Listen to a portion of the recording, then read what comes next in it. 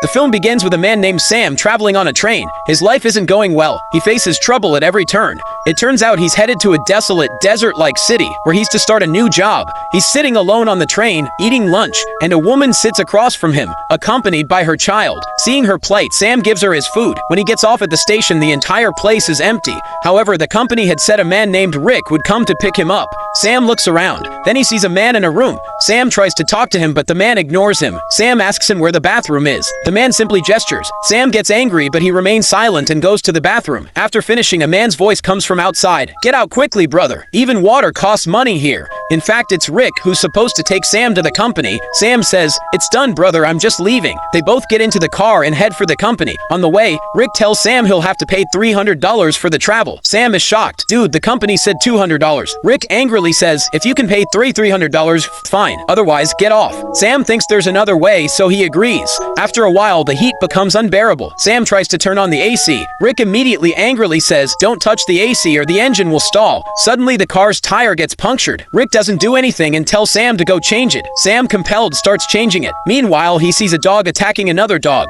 Sam is terrified. Rick comes over and says, "Why are you trembling? This happens." Then, he kills the injured dog himself to prevent it from suffering any further. Sam changes the tire with great difficulty. Then they get back in the car. They stop at the car to refuel and plan to spend the night there. They gather wood and light a fire. Rick asks, "Why are you going to such a faraway company?" Sam replies, "Life is very difficult, man. I don't want to be dependent on anyone, and I'm sure I'll get a good job at that company." Rick replies, "You're a good guy, but the place you're going is blood-sucking. The honest man won't survive there." Sam says, "Let's see what happens." The next day, the journey resumes. Sam is driving. Rick falls asleep. Because of the heat, Sam secretly turns on the AC. After a while, the engine stalls. Rick wakes up and becomes angry at Sam. "Oh, brother, I told you not to mess with the AC." He angrily gets out of the car. Sam also gets out and apologizes to Rick, making Rick even angrier. He says, "Shut up, I won't hear you." Sam then goes to pee. A little distance away, he sees a shining stone. Upon closer inspection, he realizes it's pure gold. He immediately calls out to Rick, "Come here, check if I'm dreaming." Rick is shocked as soon as he sees it. He takes out a lighter, lights a fire, and places it on the rock. He says, "If it turns black, it's a normal stone, otherwise it's pure gold." The rock remains as it is, meaning the gold is confirmed. Now both of them unload their supplies and begin digging a hole to retrieve the gold. They use all their strength, but the rock won't budge. Rick tries to tie the gold to the cart with a rope to pull it, but the rope breaks because the gold is heavy. They continue digging all day. The sun is setting. Rick says, "Quickly, gather wood, because wild dogs are roaming around. They'll bite us at night. If we light a fire, they'll run away in fear." They gather wood, light a fire, and burst into joyful music and dance.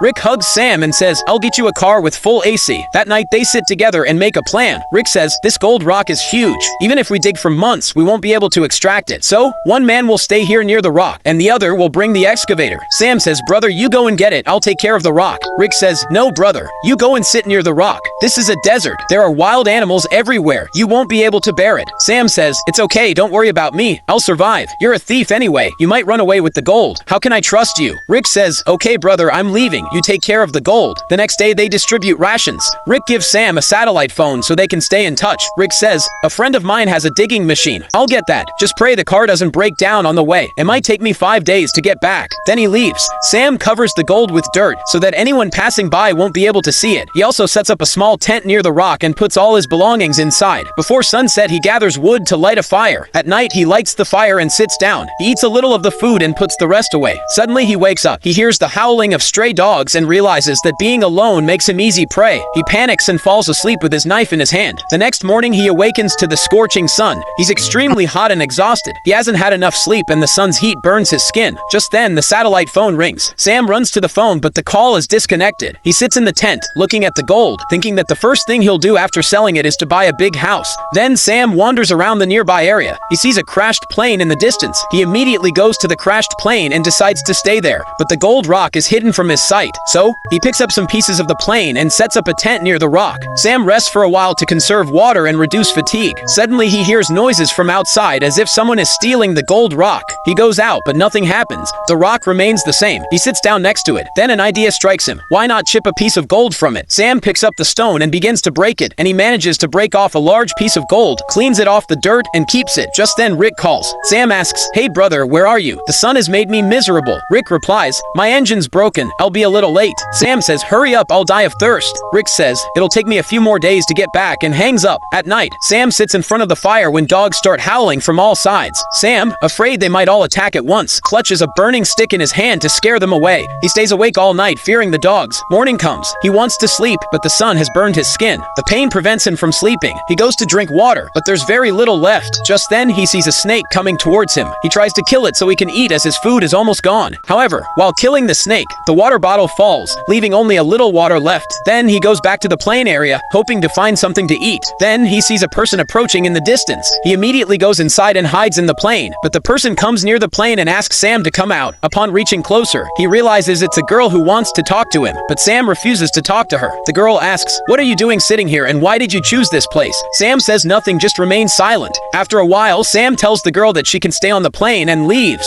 The girl says, "You're hiding something from me." She follows Sam and follows him to the camp. Sam panics. He thinks he should somehow get her out of here before she sees the gold. Sam asks the girl, "Why are you after me? You're not needed here. You should leave." The girl replies, "I won't leave until I find out why you're trying to drive me away. You must be hiding something from me." Just then, her eyes fall on the gold. She says, "So you've become the owner of all the gold. You'll take this entire treasure alone. Now listen to me. I won't leave until I get half of it." Sam becomes enraged. He picks up a stick and hits her directly on the head. The girl dies on the spot. Sam is shocked. He can't believe he killed someone out of greed. Then he composes himself, gathers all her valuables, digs a pit, and buries her body. A little while later, he sees a dog trying to dig the body out of the pit. Sam runs over, removes the dog, pulls the body out, and sets it on fire, burning it. The next day, his phone rings. Sam wakes up to Rick. "Hey brother, where are you? I'm dying of hunger. If you don't come quickly, I'll die of hunger and thirst." Rick replies, "Sorry friend, I know you're in a lot of trouble. I'm coming quickly. This digging machine is very slow. It'll take a little more time." Sam becomes worried. He's exhausted from hunger and thirst, and he's afraid of being attacked by a wild animal. A little while later, he sees a car passing by. He thinks, why not take a piece of gold and leave? But the lure of more gold stops him. He could have taken a piece of gold that could have changed his life, but his desire for more keeps him here. Before evening, Sam gathers wood for the night, but suddenly a violent sandstorm hits. He runs toward the tent, but the storm blows his tent away. Sam runs for cover, only to find a tree falling on him. After the storm subsides, Sam finds himself buried in mud, a piece of wood poking through his stomach. But Sam's greed for gold is so strong that instead of digging the wood out of his stomach, he heads straight for the gold. He goes on all fours. Raph searches for the gold and finally finds a piece.